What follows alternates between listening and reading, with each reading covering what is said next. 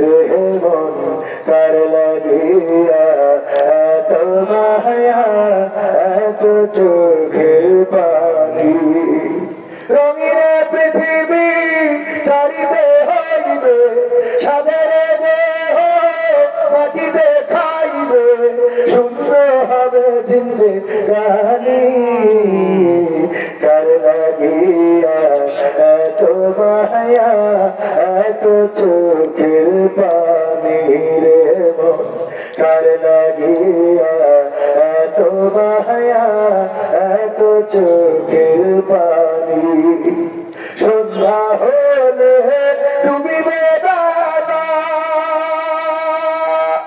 সান্ধ্য হবে ভবের বেলা সন্ধ্যা হলে ডুবিবে বেলা সান্ধ্য হবে ভবের বেলা কেউ বা দিবে আখেরি গোসল কেউ বা দিবে আখেরি গোসল কেউ বা আনবে আতুর দানি কার লাগিয়া এত মায়া এত চোখে পানি ও মন কার লাগিয়া এত মায়া এত চোখের পানি এত আশার বাসা তোমার নিমিষে যে হবে চুরমার এত আশার বাসা তোমার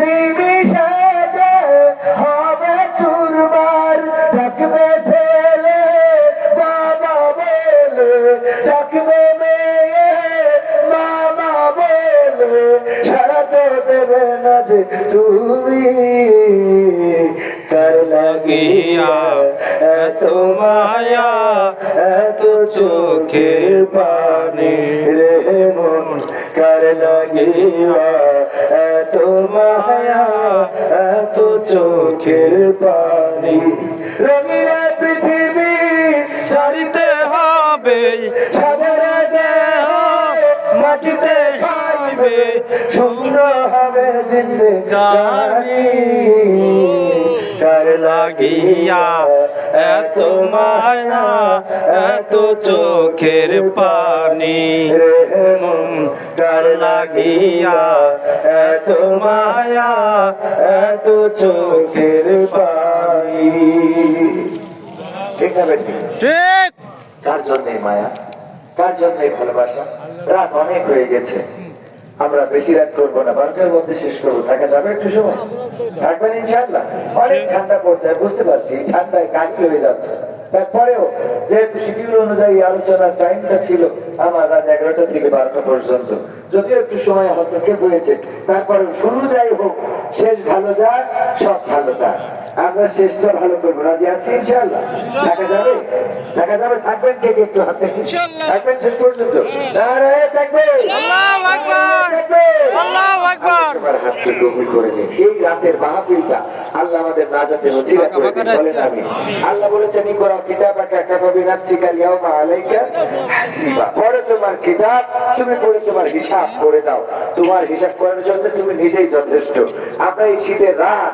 এই কষ্টের মধ্যে যারা এখানে বসে আছি দেখেন হুজুরের স্বার্থ আছে হুজুর টাকার জন্য এসেছে খাওয়ার জন্য এসেছে পাওয়ার জন্য এসেছে কিন্তু আপনারা এসেছেন এখানে কোনো স্বার্থ নাই নিঃস্বার্থ ভাবে আমার মাজা তোকার না হোক এই মাহফিল আপনারা যারা বসে আছেন অন্তত আমার কথা শুনছেন আমাদের কথা শুনছেন এই কারণে আল্লাহ মেলা তো দেখা যায় না ব্যবস্থা করে দিবেন লোক মেলা কারণ আপনাদের এখানে কেউ খাইতে দিবে না দিবে কেউ 50টি টাকা দেয় না গাড়ির জন্য এসেছেন কার জন্য আল্লাহর জন্য ইন্না সালাতি ওয়া নুসুকি ওয়া মাহইয়ায়া ওয়া মামাতি লিল্লাহি রাব্বিল আলামিন নিশ্চয় আমার সালাত আমার কুরবানি আমার জীবন আমার মরণ কার জন্য আল্লাহর জন্য সেই আল্লাহর জন্য নিবেদিত প্রাণ হতে হবে সেই কথাটাই আমি শুরুতে বলেছি যেহেতু আমি এখানে আকর্ষণ আমি আপনাদের মধ্যে কি আকর্ষণ কিছু সঙ্গীত শোনানোর জন্য আমার দাওয়াত করা হয়েছে তো আমি সঙ্গীত সাথে কিছু আলোচনা অল্প টাইমের মধ্যে শোনাবো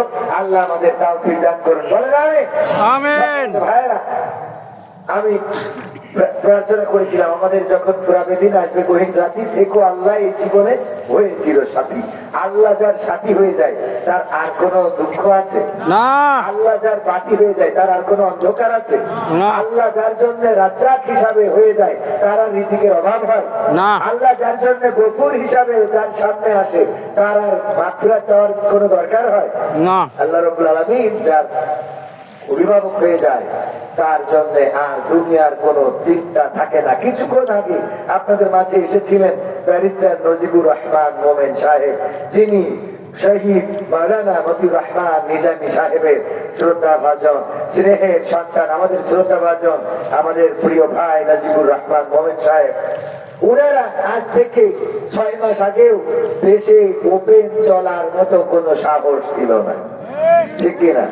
এতে করে ওনারা সব ছাদ দিয়ে আপার যে ফাঁসিতে ঝুলাইছে এই জন্য ওবায়দুল কাদেরের সাথে যোগ দিয়ে বলেছিল খেলা হবে, বলেছিল, বলেছে, বলে আবার এই কথাও বলে নাই পালাবো না, বলেছে, আবার এই কথাও বলে নাই পালিয়ে যাব, বলেছে, তাও বলে নাই। কারণ কি? কারণ যা বলার বলেছেন কাকে?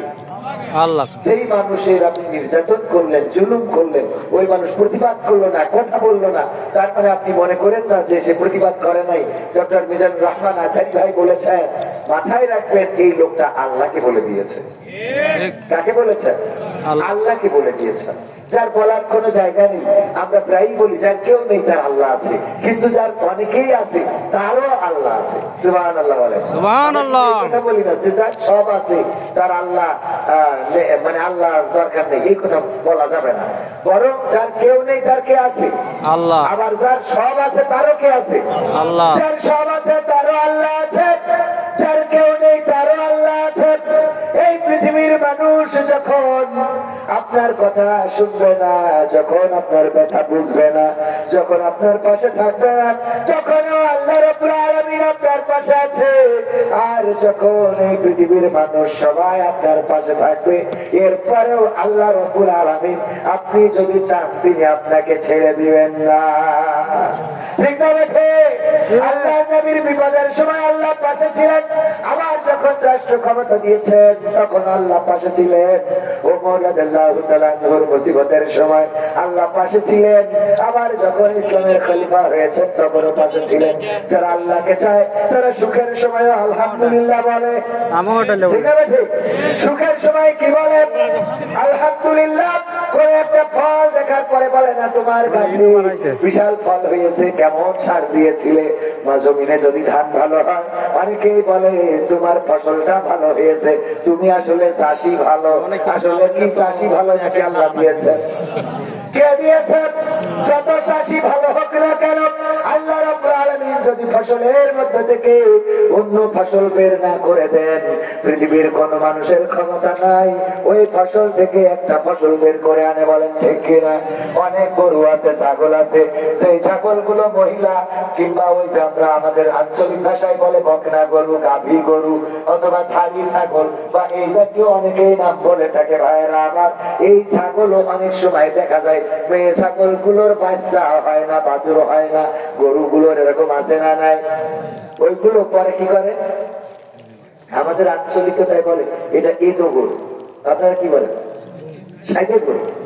সাইদে গরু মানে যেটা সাইদে গরু মানে সাইদে গেছে, ও আর বাচ্চা দিবি লয়, ও আর বাচ্চা দিবি লয়, ও সাইদে গেছে। এই যে সাইদে গেছে বাচ্চা দিবি লয়, এই যে দেখেন এই গরুর যত বড় ডাক্তার ইঞ্জিনিয়ার হোক না কেন, গরুর বিশাল বড় ডাক্তার, সারা এলাকায় এখন আর রেডি লাগে না, উনি কমপ্লিট করে দেয়।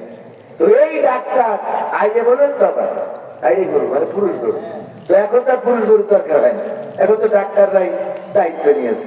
তো এই যত বড় গরু ডাক্তার হোক, এই সাইডে গরু বাচ্চা হইতে পারবে না? তাহলে বাচ্চা দেওয়ার মালিককে আল্লাহ, কথা কয় না আল্লাহ, বলেন কে? আল্লাহ রাব্বুল আলামিন। আমরা যদি বলি অমুক ডাক্তার সে ভালো বীজ দিতে জানে, আসলে ওই ডাক্তারের বীজে যদি না শুরু হইতো তাইলে ওই গরু আরো যে গরুর ওই সাইডে যাওয়া গরু 4-5টা এনে দেন দেখি কত ভালো ডাক্তার বীজ দিয়ে দিই। কথা কয় না। ঠিক বীজ দিলে হবে? আবার তাদের একটা সময় আছে, আল্লাহ রাব্বুল আলামিন তাদের প্রাকৃতিক ভাবে একটা সময় করে দিয়েছেন, সেই সময়ের মধ্যে অবশ্যই তার এই ব্যবস্থাটা করা লাগবে। ও আমার ভাইয়েরা, এভাবে আল্লাহ রাব্বুল আলামিন এই প্রাণীকুলকে সৃষ্টি করে রেখেছেন। দেখেন, আমি মাঝে মাঝে চিন্তা করি, ইঁদুর আর বিড়াল, ইঁদুর আর বিড়ালের মধ্যে, ইঁদুর কি বিড়ালের জমি ফাঁকি দিয়ে নিয়েছে? বিড়ালের গরু খুলে নিয়ে ইঁদুর তার বাড়ি বেঁধে রেখেছে? তা রাখে নাই। আবার এমন না যে ইঁদুর আমলি করে, বিড়াল বিএনপি করে, তাও করে নাকি? যে আমি বিএনপি করি, এতদিন বেরোইতে দাও না, এখন আমি 5 বছর তোমারে বেরোইতে দেব না। দেখেন, কিছুই না। আল্লাহ রাব্বুল আলামিন এই সমাজের জন্য, এই পৃথিবীর মানুষের সুখ শান্তির জন্য, দেখেন ইঁদুরের শত্রু বানিয়ে দিয়েছেন বিড়ালকে। যে ইঁদুর যদি ক্ষতি করে, তাইলে একটা বিড়াল পালন করার কিছু দরকার নাই, ওই বিড়াল ইঁদুর সাইজ করার জন্য যথেষ্ট। বলেন ঠিক কিনা? আবার কুকুরের সাথে বিড়ালের দ্বন্দ্ব বাঁধাই গিয়েছে। দেখেন, কুকুরের সাথে দ্বন্দ্বটা কিসের? না ওর জমি দখল করেছে, না ওর মাথায় বাড়ি দিয়েছে, অথচ বিড়াল দেখলেই কুকুরের মেজাজ খারাপ হয়ে যায়। শিয়ালের সাথে কুকুরের দ্বন্দ্ব আছে না নাই? আছে। মানে কি, শিয়ালের সাথে আমাদেরও দ্বন্দ্ব আছে। আমার ইব্রাহিম ভাই, বন্ধুর হাত বাবা, আমার মামা যান, দেখেন আমি নামটা ভুলে গিয়েছিলাম। মামাই আমার, উনি সরল সোজা মানুষ, উনার বাড়িতে মুরগি নাই, উনার বিবি আমার মামানি মুরগিও পোষে নাই, হাঁসও পোষে নাই। কিন্তু মনে করেন শিয়াল দিনের বেলায় বের হয়েছে, উনার হাতে যদি লাঠি এক কান থাকে, চাইলে মারবে না? মারবে না? তো শিয়াল উনার কি ক্ষতি করেছে বলে? আমার মামার তো হাঁস মুরগি নাই, থাকলে না হয় চুরি করতো। উদাহরণ পাবো আছে, মানে যার নাই। ধরেন একজনের হাঁসও নাই, মুরগিও নাই, কুকুরও নাই, কিছুই নাই। তো সে শিয়াল দেখলে কি, শিয়ালের দেখি কয় যায় রুটি খেয়ে যায়? কি বলে? শালা তো কখন যে পিঠাবো, ঠিক না বেঠিক? ঠিক এই যে মানসিকতা, আল্লাহ কুকুরটার সাথে শিয়ালের এই লড়াই, মানুষের এই যে একটা অবস্থা তৈরি করে। আবার শিয়াল দেখেন তাদের কিভাবে সফটওয়্যার দিয়ে দিয়েছে, ওরা কোনোদিন বলে না যে আমরা দিনের বেলায় ঘুরে বেড়াবো, তোরা কিছু বলতে পারবি না, বলে? ওরা কোনোদিন এসে বলেনি পালাবো না, পালাবো না, প্রয়োজন হলে ফজরুল মামার বাড়িতে বলে। এই কথা না বলে শিয়াল, ও জানে যে আমার রাত্রি ছাড়া বেরোনো হবে না। ওরা কিন্তু অটোমেটিক ও জন্মগত ভাবে আল্লাহ ওদের সফটওয়্যার সেট করে দিয়েছে যে তুই দিনের আলোতে যেন ক্ষমতার গ্রামে বেরোবি। ওর আরেকজন যে বুঝাইছে, বলেন, আমার মামা যে বলিল শিয়ালের যে ক্ষমতার জন্য বেরোইছে, আপনার লোকগুলো ভালো না, মারবে তো মারবে, আবার পাল্লা কেন তো ভেদ দিতে পারে, বলেছে কেউ? পারে না। অথচ শিয়ালই জানে। ও আচ্ছা, ও মানলাম যে শিয়াল না হয় বয়স হয়েছে, তাই ওর বুদ্ধি বেশি। আচ্ছা, ওর বাচ্চারাও তো বেরোয়, কথা কয় না? ঠিক এই বাচ্চাদের বুদ্ধি দিল কিনা? দেখেন, এটা আল্লাহ রাব্বুল আলামিন এভাবেই সৃষ্টি করেছেন প্রাণীকুলকে। এভাবেই সুন্দরবনের বাঘ আমাদের যদি চলে আসে, সবাই ঝাঁক দেখবে, চল বাংলাদেশ দখল করি নেবো, কোয়ানে বিএনপি জামাত সব দেখে নেবো। শুধু বাঘ আসলে আমরা দাঁড়াতে পারবো তাদের সামনে? ওরা কোনোদিন আসে না, কারণ ওদের যে বাউন্ডারি আল্লাহ সীমারেখা করে দিয়েছে, সেই সীমানার বাইরে তারা কখনো আসে না, আসবে না, তারা কখনো আসবে না। এটাই আল্লাহ রাব্বুল আলামিনের সৃষ্টি রহস্য। এই জন্য আল্লাহ যদি সাথী হয়ে যায়, আবার এইসব প্রাণী কুলগুলো দেখেন, শিয়াল আমরা দিনের আলোয় দেখি না, রাত্রে যখন গাড়ি নিয়ে যায় কত শিয়াল, এরা সবাই খেয়ে আছে, সবাই তাজা। একটা শিয়ালও দেখিনি যে এই যে গাঞ্জা খোরদের মতো টিং হয়ে গেছে। এটাও কি চোখে পড়েছে এরকম? ওরে বাবা, যে কোনো জিরাফ বাসে দেখবেন অ্যাক্সিডেন্ট করে মরে নিয়েছে রাস্তায়, দেখি মনে হয় খাওয়া গেলি বোধহয় গোশ করে নিয়ে যেতাম, ঠিক না বেটি? ঠিক সব কি কুন্দল, ওরে মোটা খাওয়াই কে? আল্লাহ খাওয়ায়। শুধুমাত্র মানুষ আমরা আল্লাহকে অভিভাবক মানতে পারি নাই, তাই আমাদের চিন্তা আমাদের করা লাগে।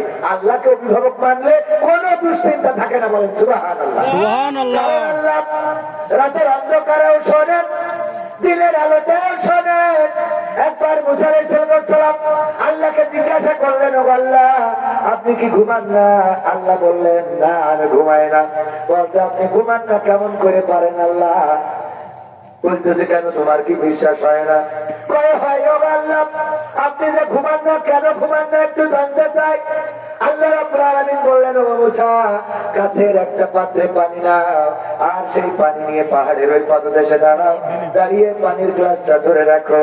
যখন মুসা আলাইহিস সালাম ওই পানির গ্লাসটা ধরলেন আর দাঁড়িয়ে রইলেন, আল্লাহ রাব্বুল আলামিন খুবকে বলে দিলেন, যাও এবার মুসার ঘুমে ধরো মুসাকে।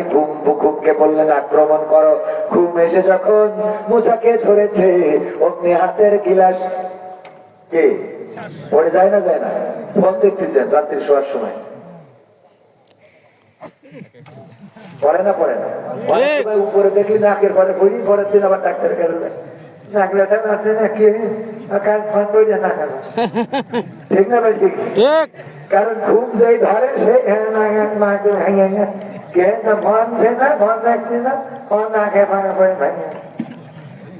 ঠিক না ভাই? ঠিক।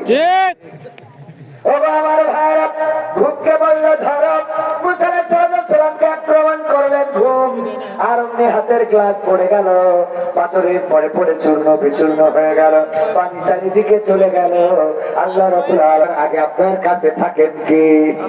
ডাক্তার ডাকার আগে ডাকেন কাকে? আল্লাহ। আল্লাহকে ডাকা যায়, আল্লাহকে পাওয়া যায়। যারা আল্লাহকে ডেকেছে তারা আল্লাহকে পেয়েছে, আর যারা আল্লাহকে ডাকে নাই তারা আল্লাহকে পায় নাই। ওগো আমার ভাইরা, ডাকার মতো ডাকলে আল্লাহকে পাওয়া যায়। কারণ আপনি ঘরের মধ্যে যদি আল্লাহর স্মরণ করেন, আল্লাহ ওই ঘর থেকে আপনার ডাক শুনতে পান।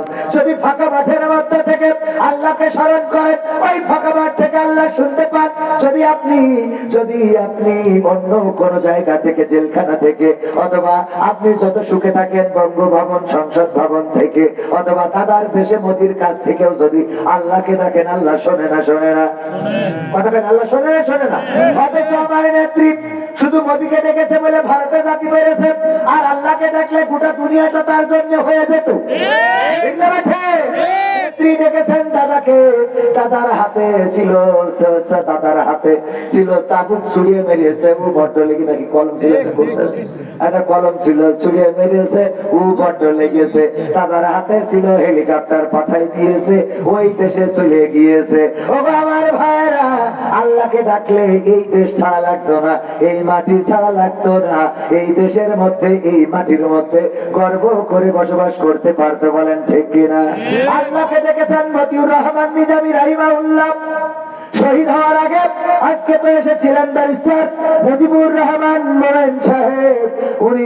উনার কাছে উনি সহ উনার পরিবার যখন দেখা করেছিলেন এমন একজন আল্লাহর ওলি, উনি বললেন, ও আমার সন্তানেরা, বলো দেখি আমি ফাঁসির কাস্টে লুঙ্গি পরে যাব নাকি পায়জামা পরে যাব? সাথী আই কে যাবে আমার দাফন কাফন করার জন্য? তোমার মাকে নিয়ে যেও না, কারণ তোমার মায়ের বয়স হয়েছে, অসুস্থ হয়ে পড়বে। মৃত্যুর আগে এমন স্বাভাবিক কথা শুধুমাত্র তারা বলতে পারে যাদের পাশে আল্লাহ থাকে। বলেন ঠিক কিনা? ইতিপূর্বে অসংখ্য প্রমাণ রয়েছে। মুসা আলাইহিস সালাম যখন নদীর কিনারায় চলে গেল, পৌঁছে গেল, পিছনে কারা? ফেরাউনের বাহিনী, আর সামনে কি? নদী, নৌকা আছে। নৌকা তো ছিল না। ও আমার দরদি, আগে জানলে তোর ভাঙা নৌকায় চড়তাম না। ভাঙা নৌকায় চড়তাম না, এই বিপদে পড়তাম না।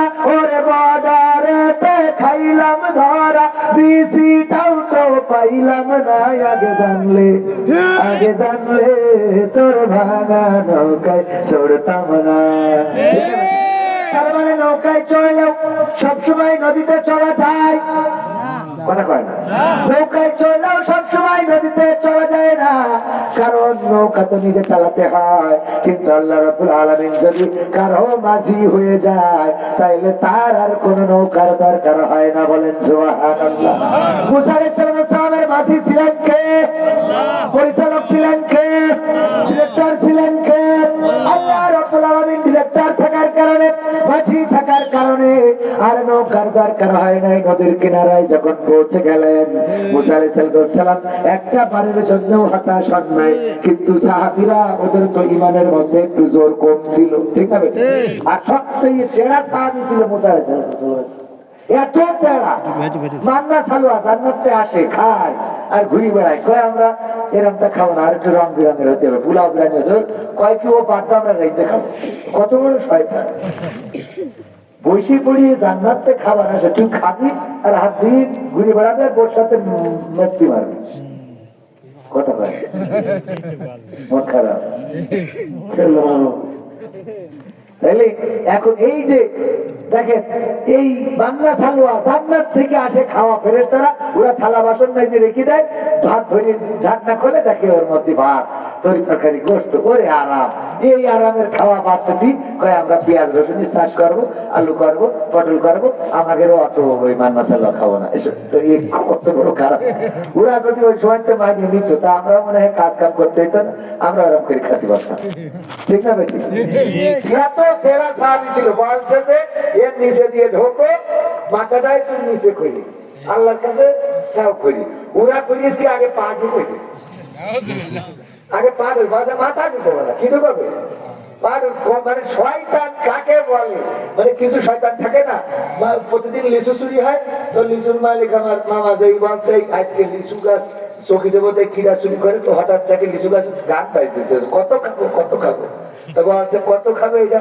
কিরা সেই দেখে কিরারে তুই লিচু গাছে রাত্রি, আমি মানে খিরা তুই তাই মাগছে, এই মাগছে তুই লিচু পাঠিস কেন? এই তোর আব্বার নাম কি কর? আমার কাছে লিচু রোজ রোজ চুরি করিস, তোর আব্বার কাছে যাবো। তো বলছে আব্বার কাছে যাবে? যাবো না তো কি, তুই আমার কাছে লিচু চুরি করিস, তোর আব্বার কাছে বিষয় দেবো। বলছে আব্বা তো বাড়ি নেই। তো আব্বা বাড়ি নেই কনে গেল? বলছে আব্বা তো উপরে টানে। আব্বা উপরে টানে ওখানে পেটি দিয়েছে, আমি ধরছি। হিসাব দেবে তার কাছে, মানে শয়তানটা তো বড়টা উপরে। ঠিক না বেঠে? আমার ভাইরা আলোচনায় আসি। মুসা আলাইহিস সালাম নদীর কিনারায় পৌঁছে গেলেন। সেই নদীর কিনারা থেকে মুসা আলাইহিস সালাম হতাশ হন নাই, কারণ তিনি জানেন আমার মাঝি আছে, আমার মাঝি নদীর মাঝে নৌকা ছাড়াও পার করে দেওয়ার ক্ষমতা আছে না নাই? আল্লাহর নবী সাল্লাল্লাহু আলাইহি সাল্লাম যখন দাঁড়ানো, তার সাহাবীরা বলল মুসা বিপদে নিজেও পড়েছো, আমারেও ফেলাইছো, আমাদেরও ফেলাইছো। কি করে ফেলাইলাম? এই যে নদীর কিনারায় নিয়ে এসেছো, এখন সামনে নদীতে নাই কোন যানবাহন, নাই পার হওয়ার কোন ব্যবস্থা, আর পিছনে ফেরাউনের সৈন্য বাহিনী, তাদের ঘোড়ার পায়ের নিচেই এখন পিষ্ট হয়ে মারা যাওয়া লাগবে, অথবা নদীতে চুবানি খাওয়া লাগবে। ওগো মুসা, এখন তো বিপদের কোনো শেষ নাই। আল্লাহর নবী হতাশ হলেন না, বললেন লা তাকনাতু মির রাহমাতিল্লাহ, আল্লাহর রহমত থেকে নিরাশ হওয়া যায় না।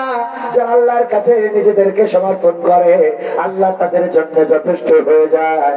আল্লাহ রাব্বুল আলামিন মুসা আলাইহিস সালামকে বললেন হাতের লাঠি, কি করবা? মুসা কয় কি করব? কয় পানিতে দাও বাড়ি। পানিতে বাড়ি দিলেন, আর অমনি 12টা গোত্রের 12টা রাস্তা হয়ে গেল। 12টা গোত্র ওই নদীর রাস্তা দিয়ে পার হয়ে গেল। সবাই জোরে জোরে বলেন সুবহানাল্লাহ, সুবহানাল্লাহ। দেখেন আইয়ুব আলাইহিস সালাম ডেকেছিলেন কাকে? আল্লাহকে ডাকলেন কেন? শয়তানের সাথে চ্যালেঞ্জ হলো। আল্লাহ রাব্বুল আলামিন বললেন, আল্লাহ রাব্বুল আলামিনকে শয়তান বললেন, তুমি যদি তোমার বান্দা আইয়ুবকে কষ্ট দাও, তাইলে আইয়ুব আর তোমার নাম জপবে না, তোমার জিকির করবে না। আল্লাহ বলল শয়তান, ও আমার বান্দা, ও বলেছে ইন্না সালাতি ওয়া নুসুকি ওয়া মাহইয়ায়া ওয়া মামাতি লিল্লাহি রাব্বিল আলামিন, আমার সালাত, আমার কুরবানি, আমার জীবন, আমার মরণ সব বিশ্ব প্রতিপালক আল্লাহর জন্য। সুতরাং আমার আইয়ুবের যত যাই বলো পরিবর্তন হবে না। কয় তুমি একটু পরীক্ষা করে দেখো। আইয়ুব আলাইহিস সালামের ধ্বংসযজ্ঞ নেমে আসলো, সন্তানেরা মারা গেল, স্ত্রীরা ছেড়ে চলে গেল, রহিম আলাইহিস সালাম ছাড়া সম্পদগুলো সব হাতছাড়া হয়ে গেল। এরপরে আল্লাহর নাম জপা ছেড়ে দিলেন না। তারপরে শরীরে ঘা হয়ে গেল, সমস্ত শরীরে ঘা হতে হতে সমস্ত শরীর আক্রান্ত হয়ে গেল। তারপরে আল্লাহর টাকা ছেড়ে দিলেন না। এরপরে সমস্ত শরীরে ঘায়ের সাথে এবার পোকা দিলেন, পোকাগুলো কিলবিল করে, সমস্ত শরীরে পোকা। তার তারপরে আল্লাহর জিকির করা ছাড়লেন না, আল্লাহকে ডাকা ছাড়লেন না। এরপরে আল্লাহ রাব্বুল আলামিন যখন জিহ্বায় পোকা দিলেন, তখন আইয়ুব আলাইহিস সালাম বললেন, ওগো আল্লাহ, তুমি আমার সন্তান কেড়ে নিয়েছো, আমার স্ত্রী কেড়ে নিয়েছো, আমার সম্পদ কেড়ে নিয়েছো, আমার সংসার ধ্বংস করে দিয়েছো। আল্লাহ কোনো অভিযোগ করি নাই, আমার সমস্ত শরীরে কুষ্ঠ রোগ দিয়েছো, ঘা দিয়েছো, তা অভিযোগ করি নাই, আমার শরীরে পোকা দিয়েছো, তা অভিযোগ করি নাই। ওগো আল্লাহ, তুমি এখন এমন একটা জায়গায় পোকা দিয়েছো, আমার জিহ্বার পরে আল্লাহ ঘা দিলা, পোকা দিলা, আমার জিহ্বাটা যদি নষ্ট হয়ে যায়, বলো আল্লাহ, আমি তোমার নামের জিকিরটা কেমনে করবো? আল্লাহু আকবার, আল্লাহু আকবার। তোমার নামের জিকিরটা কেমনে করবো? ওগো আল্লাহ, জিহ্বায় পোকা দিও না, এই জিহ্বাটা অক্ষত রেখে দাও, সব কেড়ে নাও, সব কেড়ে নাও, আমার ঘর বাড়ি নিয়ে নাও, আমার স্ত্রী নিয়ে নাও, আমার সন্তান সংসার সব নিয়ে নাও, বিনিময়ে তোমার টাকার তৌফিকটা দিয়ে দাও। বলেন সুবহানাল্লাহ। সুবহানাল্লাহ। আল্লাহকে ডেকেছি, আল্লাহ রাব্বুল আলামিন সমস্ত শরীর সুস্থ করে দিলেন, আবার সংসার ফিরিয়ে দিলেন, জমি জায়গা সম্পদ ফিরিয়ে দিলেন, সন্তান স্ত্রী ফিরিয়ে দিলেন। ওগো আমার ভাইয়েরা, এই জন্য আল্লাহকে যারা ডাকে, বিপদে পড়লেও যারা ডাকে, সুখে থাকলেও যারা ডাকে, তারা কোনোদিন নিরাশ হয় না, নিরাশ হবে না। ওগো আমার যুবকেরা, যাদের চাকরি নাই, যাদের ইনকাম নাই, উপার্জন নাই, মানুষের দরজায় দরজায় ঘুরে বেড়াও, মানুষের কাছে যে বড় একটা চাকরির ব্যবস্থা করে দাও, আকিজা কি একটা চাকরির ব্যবস্থা করে দেয়া যায়, আত্মীয় কি একটা চাকরির ব্যবস্থা করে দেয়া যায়। ভাইরা আমার, বড় চাকরি দাতা হলো এই জমিনের মধ্যে আল্লাহর উপরে আর কেউ চাকরি দেওয়ার লোক আছে নাকি? না। আল্লাহ তো লোক না, আল্লাহ আমাদের স্রষ্টা, আল্লাহর মতো আর কেউ নাই চাকরি দিতে পারে। আমার জীবনের একটা ঘটনা আপনারা শুনলে অবাক হতে পারেন, কোনদিন বলি নাই, কোনো আজে বলি নাই, আজকে আপনাদের শুনিয়ে যায়। গত বছরের আগের বছর যখন ইতিকাফে বসলাম, আদিন মেডিকেল কলেজ মসজিদ যশোর ফুলের হাট, আমার স্যার আকিজের বড় ছেলে মহিউদ্দিন স্যারের সাথে ইতিকাফ করি 5 বছর ধরে। গত বছরের আগের বছর ইতিকাফে বসলাম, আমার আশা করা যায়, আমি বললাম রমজানের মাসে শেষ 10 দিন মসজিদ থাকবো, স্যারও থাকবেন আমাদের সাথে, আপনি যদি চান তাইলে ওইখানে আসবেন ছেলেকে নিয়ে এবং সিবি নিয়ে আসবেন, আমরা চেষ্টা করবো স্যারকে বোঝানোর। সিবিটা নিলাম, স্যারকে বললাম, স্যার আমার আব্বার বন্ধুর সন্তান একটা চাকরির জন্য আপনার কাছে এসেছে, বাড়ি হলো খুলনা পাইগাছা, উনি এসেছেন কষ্ট করে একটা চাকরি চায়। স্যার বললেন তার সিভিটা রেখে দাও, আমার ওনাকে বললেন কবিরের কাছে থাকলো, কবির আমার কাছে ঈদের পরে বুঝ করে দেবে, তারপরে একটা ব্যবস্থা দেখি করা যায় কিনা। যখন উনি চলে গেলেন,